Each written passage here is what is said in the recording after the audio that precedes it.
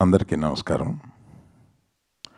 ఈ సినిమాని నాకు లభింపజేసి నేను రిలీజ్ చేసేలాగా వెనకుండి నడిపించిన నరసింహస్వామికి నమస్కారం. నేను కొద్దిమందిని ఇక్కడ మెన్షన్ చేసుకోవాల్సిన అవసరం ఉంది.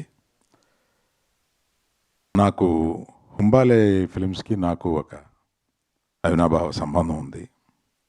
విజయ్ గారు ఫోన్ చేసి ఈ సినిమాని మీరు రిలీజ్ చేయాలి అంటే తప్పనిసరిగా అనేది మాకు అంతకన్నా పెద్దగా సంభాషణ ఉండదు.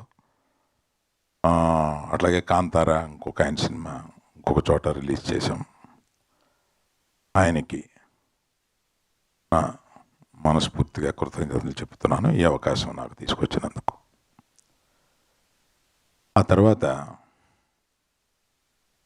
నిర్మాత శిల్ప గారితో ఫోన్ చేసి నేను మొదటి రోజున థియేటర్ హంబుల్గా చేశాము.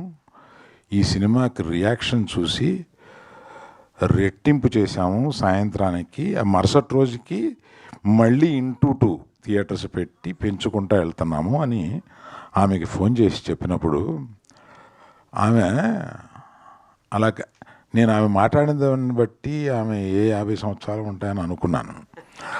ఆమె అంత చక్కగా ఇది మా ప్రయత్నం ఏమీ లేదు సార్, నరసింహస్వామి మా ద్వారా ఈ పని చేయించాడు, నరసింహస్వామి మీ దగ్గరికి పంపించి ఇది రిలీజ్ చేయించాడు అని ఏది చెప్పినా వాళ్ళు నమ్మిన దీంతో మాట్లాడుతున్నారు. సరే, దర్శకుడితోటి ఈరోజు మాట్లాడాను, అశ్విన్ కుమార్ గారితో. ఈ హంబుల్నెస్లో 2 రకాలు ఉంటాయి. హంబుల్నెస్ని ప్రజెంట్ చేస్తారు కొంతమంది, హంబుల్నెస్ని రియల్గా ఇక్కడ ఫీల్ అవుతూ ఉంటారు కొంతమంది. ఆ హ్యూమిలిటీని హంబుల్నెస్ని రియల్గా అశ్విని దగ్గర నేను చూశాను. నేను దానికి నిజంగా వీళ్ళు ఇంత ఆ ప్రయత్నం ఎన్ని కష్టాలు పడ్డారో. 2020 యూ స్టార్టెడ్ దిస్ ఇన్ 2021 నుంచి ఇప్పటి వరకు ఈ సినిమా తీయడానికి ఎన్ని కష్టాలు పడ్డారో అది పొద్దున చెబుతుంటే నిజంగా వాళ్ళకి మొండితనంతో ఆ సినిమాని పూర్తి చేయాలన్న ఒక పట్టుదలతోటి 3 సంవత్సరాలు దాని వెనకాల పడి దాన్ని పూర్తి చేశారు. అలాగా అంత పట్టుదలతో పూర్తి చేసినందుకు ఇవాళ నరసింహస్వామి ఆయనకి ఆయన భార్యకి ఇంతటి భారతదేశం అంతా జేజేలు పలుకుతూ ఈ సినిమాకి స్వాగతం పలుకుతున్నారు. ప్రతిరోజు రోజుకి పెరుగుతూనే ఉన్నారు. మొన్న ఏఎంబిలో 200 మంది స్వాములు వచ్చి ఈ సినిమా చూసి వెళ్తున్నారు. అందులో కొన్ని సంవత్సరాలు అయిపోయింది మేము థియేటర్కి వచ్చి అని చెప్తున్నారు వాళ్ళు. ఈ స్వాములు థియేటర్కి వచ్చి చూడడం ఏంటి నాకు తెలీదు.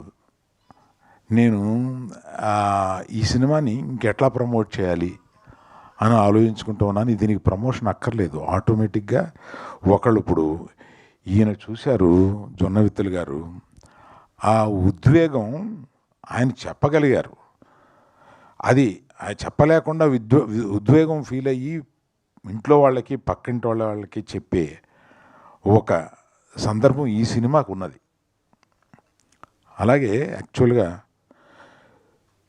తనికెళ్ళ భరణి గారికి జొన్నవిత్తులు గారికి నేను ఒక రకంగా కృతజ్ఞత ఎలా చెప్పాలంటే, మా గీతా ఫిల్మ్ డిస్ట్రిబ్యూటర్స్లో అడిగారు, ఏమండి ఇది నెక్స్ట్ మన నిర్మాత దర్శకులు వస్తున్నారు కదా, అప్పుడు మనం చీఫ్ గెస్టులుగా ఎవరిని పిలిస్తే బాగుంటుంది అని అంటే, నేను తడుముకోకుండా మనం పిలిస్తే పెద్ద పెద్దవాళ్ళు వస్తారు కానీ ఈ సినిమాకి పిలవాల్సింది భరణి గారిని జొన్నవిత్తులు గారిని పిలవాలి, నేనే వాళ్ళకి ఫోన్ చేసి రమ్మని చెప్తాను అని ఇమీడియట్గా వాళ్ళకి ఫోన్ చేస్తే, ఈ సినిమా గురించి ఆల్రెడీ విన్నామండి, అబ్బో గొప్ప సినిమా అంట కదా అంటే, ఇవాళ సాయంత్రం మీరు వీలు పెట్టి కుటుంబంతో సహా మీరు వెళ్ళి ఈ సినిమా చూడండి అని త్రిబులిలో వారికి ఏర్పాటు చేస్తే వాళ్ళు చూసి ముగ్ధులై ఇప్పుడు చెప్తున్నా. ఇది చూస్తే ఇటువంటి సినిమాని చేయడం మహద్భాగ్యంగా ఫీల్ అవుతున్నాను. ఈ నరసింహస్వామి ఈ సనాతన ధర్మాన్ని నమ్మిన ఇక్కడ ఉన్నవాళ్ళంతా ఈ సనాతన ధర్మాన్ని నమ్మిన వాళ్ళు. మీకు ఇంకొక విషయం పవన్ కళ్యాణ్ గురించి చెప్పాలి. సనాతన ధర్మం నాకు తెలిసిన వాళ్ళల్లో కానీ, అంటే నాకు సన్నిహితులైన వాళ్ళలో కానీ, మా కుటుంబంలో కానీ సనాతన ధర్మం గురించి పవన్ కళ్యాణ్కి తెలిసినంత వేరెవరికీ తెలియదు. అతను పవన్ కళ్యాణ్ గారు సనాతన ధర్మం గురించి మాట్లాడితే మనం ముగ్ధులం అవుతాం.